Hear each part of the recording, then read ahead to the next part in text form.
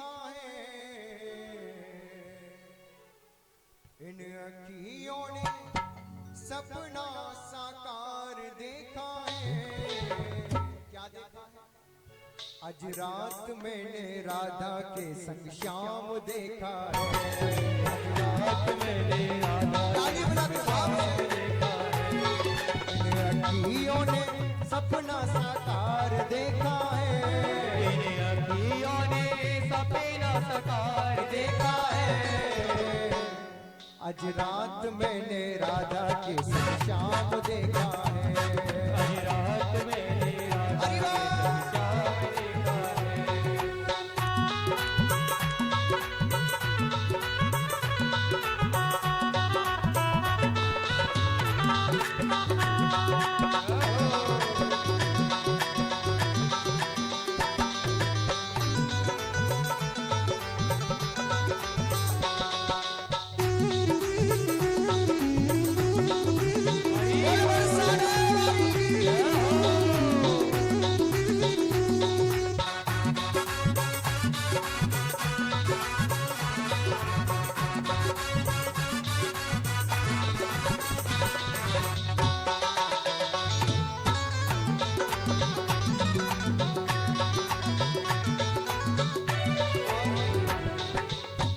कैसी छवि थी वो? श्याम के कांधे पे थी काली कमरिया। श्याम के कांधे पे थी काली कमरिया। श्याम के कांधे पे थी काली कमरिया। श्याम के कांधे पे थी काली कमरिया।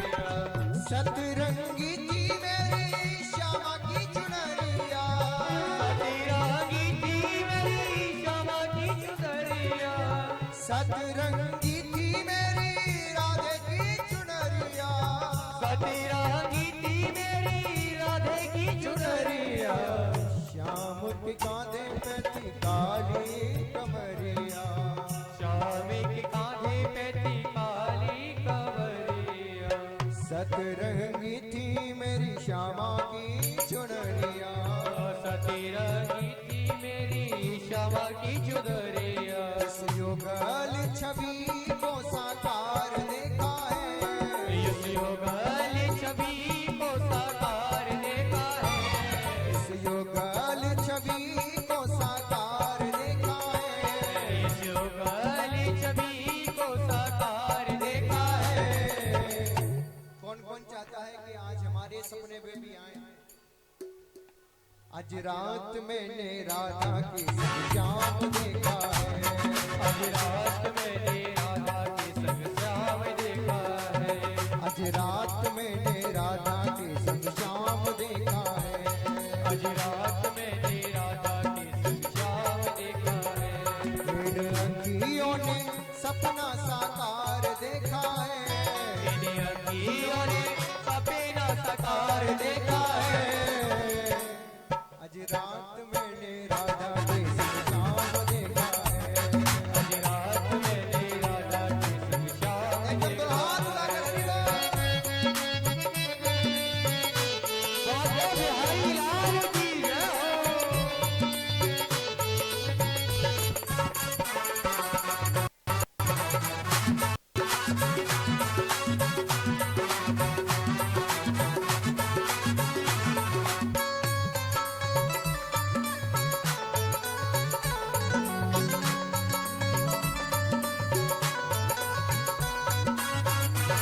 बोल बरसाने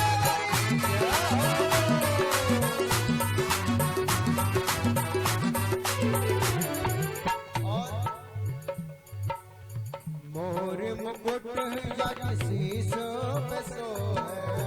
मोरे मुकुटिया की शीश पे सोए। मोर मुकुट या शीश पे सो है। मोरे मुकुटिया की शीश पे सोए। राधिका झूमर मन मोह। राधिका झूमर मन मोह। राधिका झूमर मन मोह। राधिका झूमर मन मोह। मोर मुकुट जग शीस पे सोए, मोरी मुकुटिया के शीस पे सोए, राधे को झूमर मान मोहे। राधे को झूमर मन और मोहे। भैया मैंने मुरली बजाते घनश्याम देखा है, मैंने मुरली बजाते घनश्याम देखा है, मैंने मुरली बजाते नंदलाल देखा है, मैंने मुरली बोलो ना। बजाते हैं नंदलाल देखा है। आज रात मैंने राधा के संग श्याम देखा है, आज रात मैंने राधा के संग श्याम देखा है, आज रात मैंने राधा के संग श्याम देखा है। आज रात मैंने राधा के संग श्याम देखा है, मेरी अखियों ने सपना साकार देखा है, मेरी अखियों ने सपना साकार देखा है, आज रात मैंने राधा के संग श्याम देखा है, आज रात मैंने राधा के संग श्याम देखा है, आज रात मैंने राधा के संग श्याम देखा है, आज रात मैंने राधा के संग श्याम देखा है, आज रात मैंने राधा के संग श्याम देखा है, रात मैंने राधा के संग श्याम देखा है, रात मैंने राधा के संग श्याम देखा है, रात मैंने राधा के संग श्याम देखा है, रात मैंने राधा के संग श्याम देखा है, रात मैंने राधा के संग श्याम देखा है, रात मैंने राधा के संग श्याम देखा है, रात मैंने राधा के संग श्याम देखा है।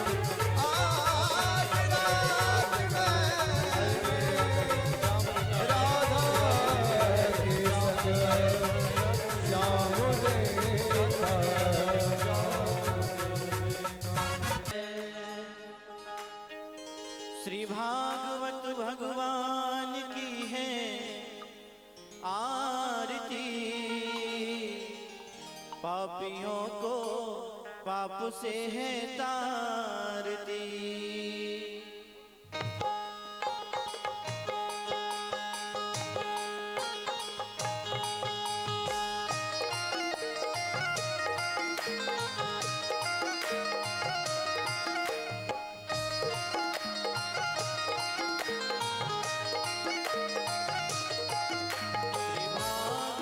भगवान की है आरती, पापियों को पाप से है तारती।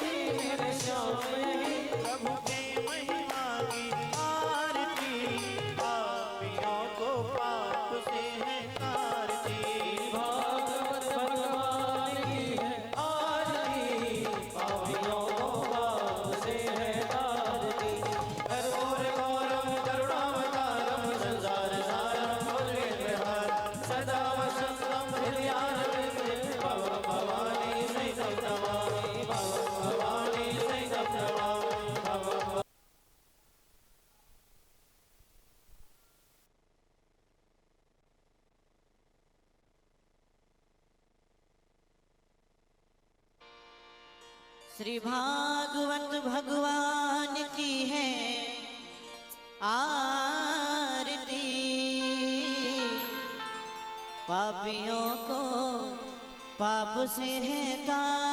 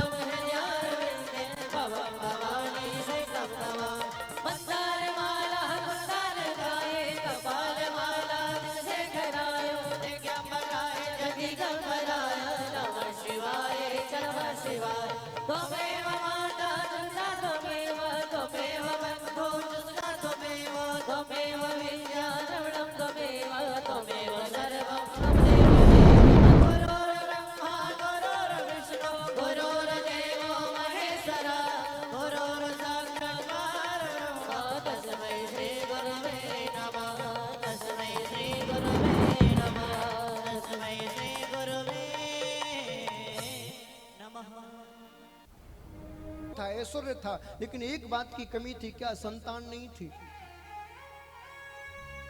बंधुओं, घर में कितना भी संपत्ति हो, सुख हो, वैभव हो, इज्जत हो, मान हो, प्रतिष्ठा हो, यदि संतान ना हो तो सारा सब फीका लगता है। आज दशरथ जी उदास बैठे हैं अपने कक्ष में। कौशल्या मैया आई, महाराज आप उदास हो, क्या बात है, किसी ने कुछ बात हो गई है? आज आंखों से झरझर आंसू बहने लगे दशरथ जी की। देवी देवी अब मेरा हृदय रोने लगा है। क्यों, क्या हुआ महाराज? कहा देवी ये जो राजमुकुट है ना, ये राजमुकुट मुझे चुभ रहा है। अब देवी सिंहासन पर बैठता हूं तो सिंहासन में मुझे कांटे लगते हैं। क्यों महाराज? देवी इसलिए लगते हैं क्योंकि मैं जब राज महल की सीढ़ियों से उतरकर और प्रजा की ओर जाता हूं तो सारी प्रजा मुझे ऐसी दृष्टियों से देखती है, मुझे लगता है प्रजा मुझसे पूछ रही है महाराज आपके बाद हमारा कौन महाराज बनेगा, आपके बाद गद्दी पर कौन बैठेगा। देवी मैं जब गुरु के आश्रम में जाता हूं ना तो गुरुपुत्र मुझसे प्रश्न करता है, महाराज मेरे पिता तो आपके कुल गुरु बन गए, मैं किसका कुल गुरु बनूंगा। देवी मैं क्या जवाब दूं।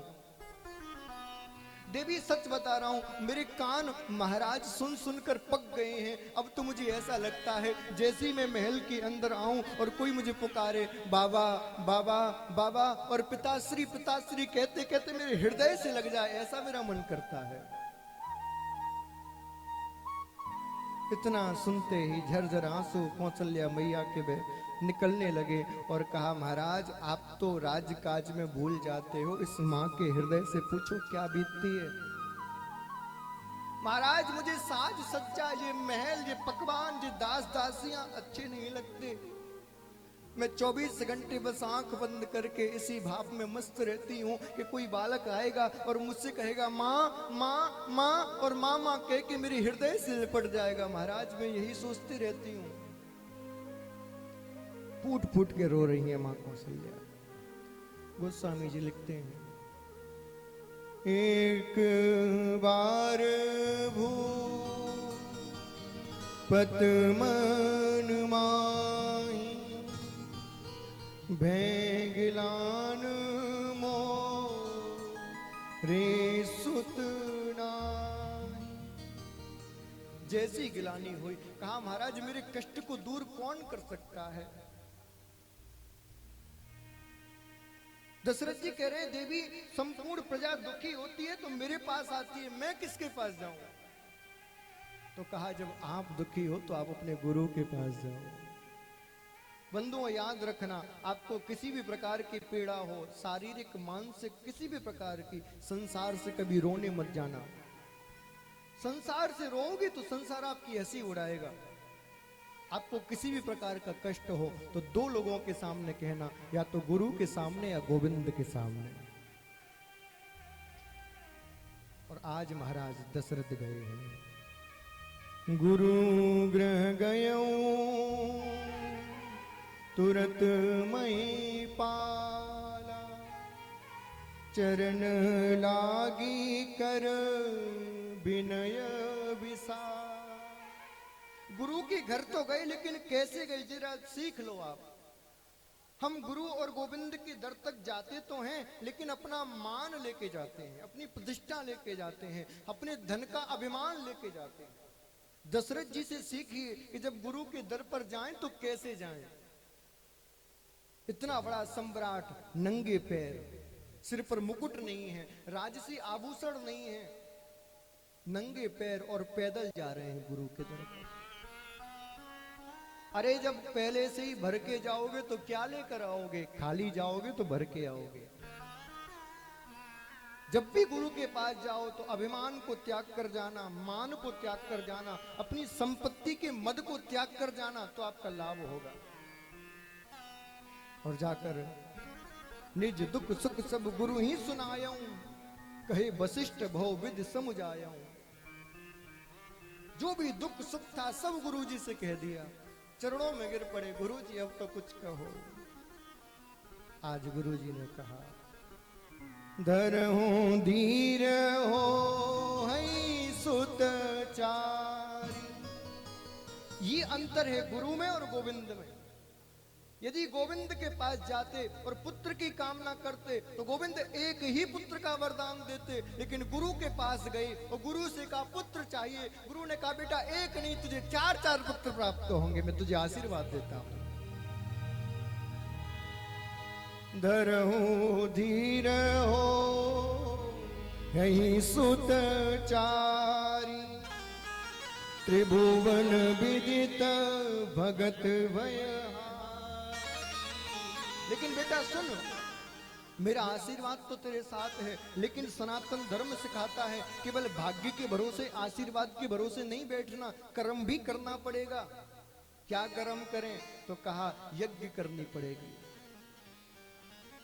बंधुओं, भाग्य और कर्म एक सिक्के के दो पहलू हैं, दोनों जब साथ चलेंगे तब आपकी उन्नति होगी। कभी कभी हम कर्म तो बहुत करते हैं, भाग्य साथ नहीं देता तो कुछ नहीं मिलता। कभी भाग्य साथ देता है तो कर्म नहीं हो पाता, इसलिए कुछ नहीं मिलता। भाग्य और कर्म दोनों साथ देंगे तब आपके घर में राम आएंगे। और आज श्रृंगी ऋषि वशिष्ठ बुला, पुत्र काम शुभ यज्ञ करावा। श्रृंगी ऋषि वशिष्ठ बुलावा, पुत्र काम शुभ यज्ञ करावा। भगत सहित मुनि आहुत दीनी, प्रगटे अगिन चरु कर लीनी। प्रगटे अगिन चरु कर लीनी, प्रगटे अगिन चरु कर ली। प्रगटे अगिन चरु कर ली।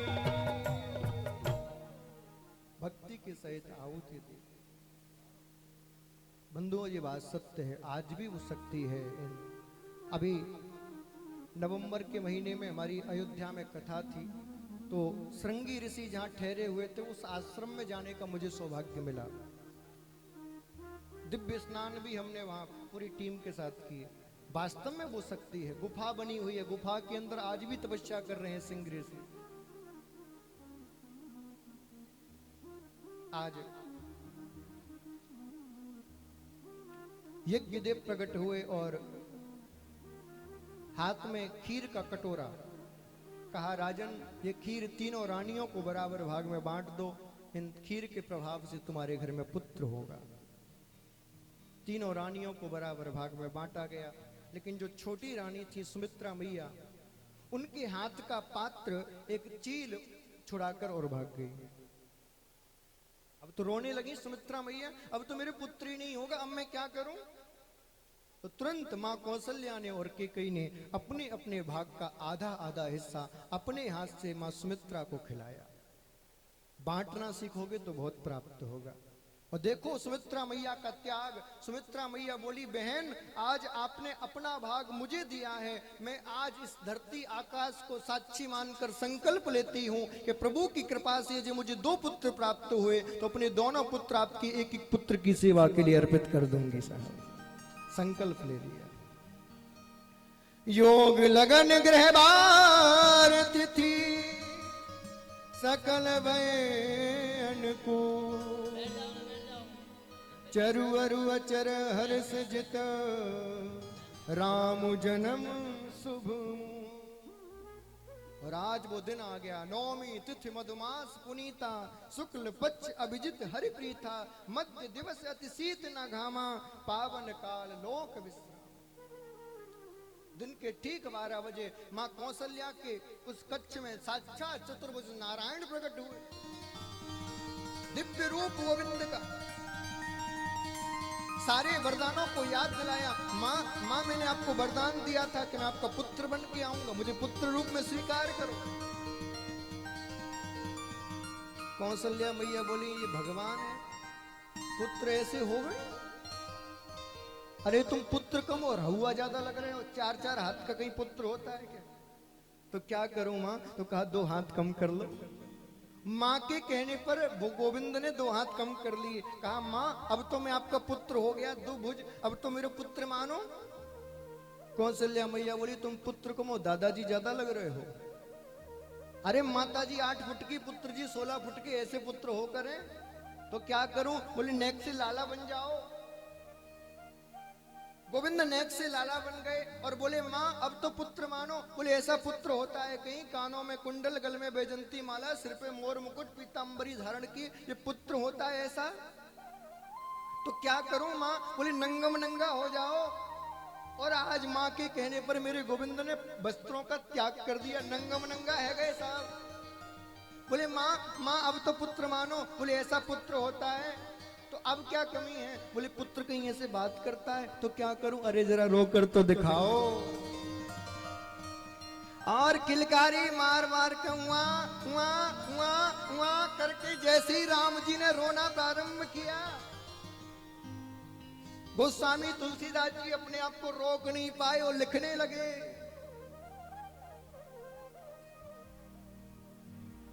गोस्वामी जी ने कहा आज गोविंद पहली बार रोए तो माँ से कहा माँ मैं परमात्मा हूं, मुझे भी क्या रोना पड़ेगा? कौशल्या माँ बोली भले तुम परमात्मा हो लेकिन राम जो इस धरती पर आता है उसको तो रोना ही पड़ता है।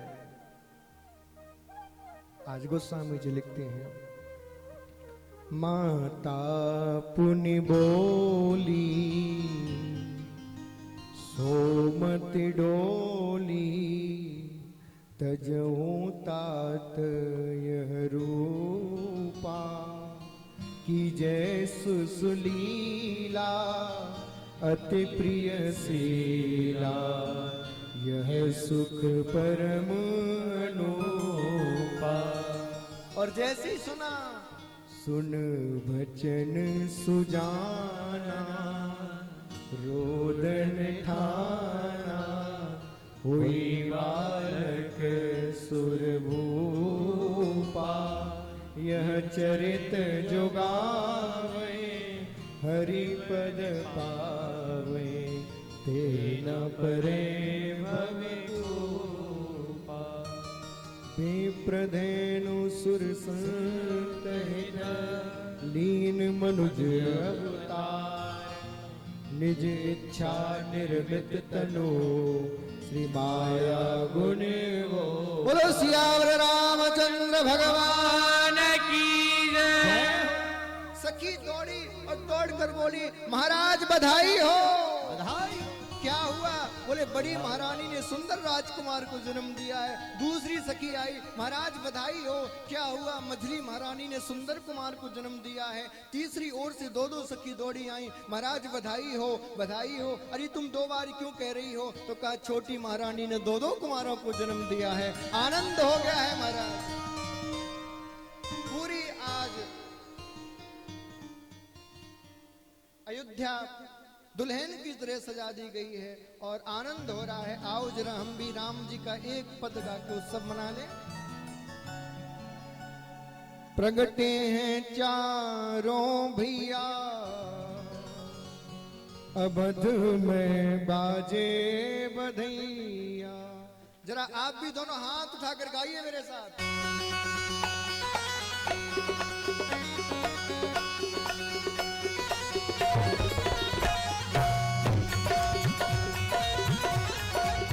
रामलला सरकार की जय हो।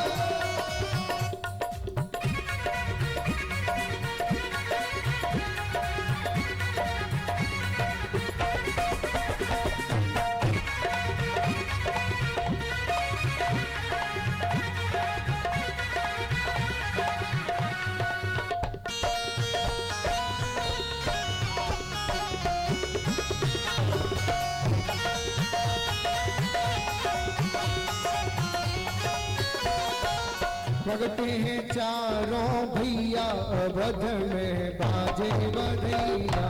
प्रगटे हैं चारों भैया अवध में बाजे बधैया। बाजे बधैया बाजे सहनैया बाजे बधैया बाजे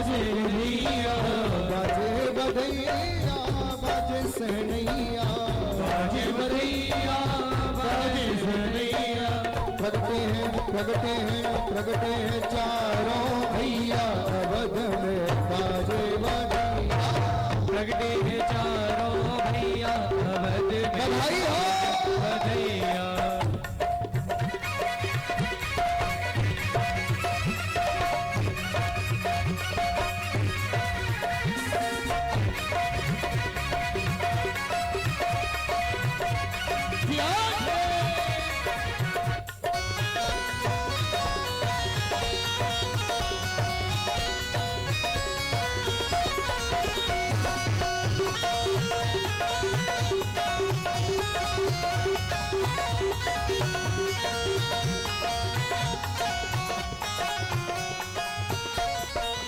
कौन लुटावे अनधन सोना, कौन लुटावे अन धन सोना, कौन लुटावे